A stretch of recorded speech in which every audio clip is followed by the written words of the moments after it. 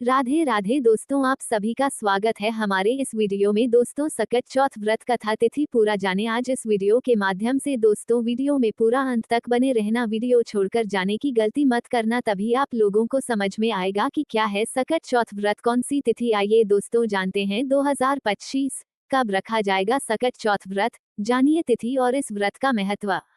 माघ माह में कृष्ण पक्ष की चतुर्थी को सकट चौथ के नाम से जाना जाता है। माघ माह में होने के कारण यह व्रत आमतौर पर जनवरी में पड़ता है। इसे तिल चौथ भी कहते हैं। इस दिन भगवान गणेश को तिल के लड्डू का भोग लगाए जाने की परंपरा है।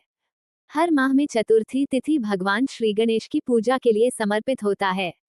हिंदू धर्म में चतुर्थी तिथि का बहुत महत्व है। हर माह में चतुर्थी तिथि प्रथम पूज्य भगवान श्री गणेश की पूजा के लिए समर्पित होता है। भक्त चतुर्थी का व्रत रखकर विधि विधान से भगवान गणेश की पूजा करते हैं। भगवान गणेश को विघ्नहर्ता कहा गया है और माना जाता है कि यह भक्तों की सभी परेशानियों का हर कर जीवन में सुख और समृद्धि का वरदान देते हैं। माघ माह में कृष्ण पक्ष की चतुर्थी को सकट चौथ या सकट व्रत के नाम से जाना जाता है। माघ माह में होने के कारण यह व्रत आमतौर पर जनवरी में पड़ता है। इसे तिल चौथ भी कहते हैं। इस दिन भगवान गणेश को तिल के लड्डू का भोग लगाए जाने की परंपरा है। महिलाएं इस दिन संतान की लंबी आयु के लिए निर्जला व्रत रहती हैं और रात में चंद्रमा की पूजा के बाद व्रत खोलती हैं। आइए जानते हैं सकट चौथ की तिथि और इसका महत्व। सकट चौथ की तिथि माघ माह के कृष्ण पक्ष की चतुर्थी तिथि 17 जनवरी को सुबह 4:06 से शुरू होकर 18 जनवरी को सुबह 5:30 तक रहेगी। सकट चौथ का व्रत 17 जनवरी शुक्रवार को रखा जाएगा। इस दिन चंद्रोदय समय रात में 9:09 है। अमृत सर्वोत्तम मुहूर्त सुबह 9:52 से 11:11 तक है। सकट चौथ का महत्व। हर माह में चतुर्थी तिथि भगवान श्री गणेश की पूजा के लिए समर्पित होता है। भक्त चतुर्थी का व्रत रखकर विधि विधान से भगवान गणेश की पूजा करते हैं। भगवान गणेश को विघ्नहर्ता कहा गया है और माना जाता है ये भक्तों की सभी परेशानियों को हरकर जीवन में सुख और समृद्धि का वरदान देते हैं। माघ माह में आने वाले सकट चौथ व्रत में भगवान गणेश के साथ साथ चंद्र देव की पूजा की जाती है। मान्यता है कि इस व्रत का करने से जीवन में सुख समृद्धि बनी रहती है और संतान की उम्र लंबी होती है। ऐसा माना जाता है कि यह व्रत करने से जीवन की परेशानियों का अंत हो जाता है। सकट चौथ व्रत पर भगवान गणेश को लगाएं इनका भोग।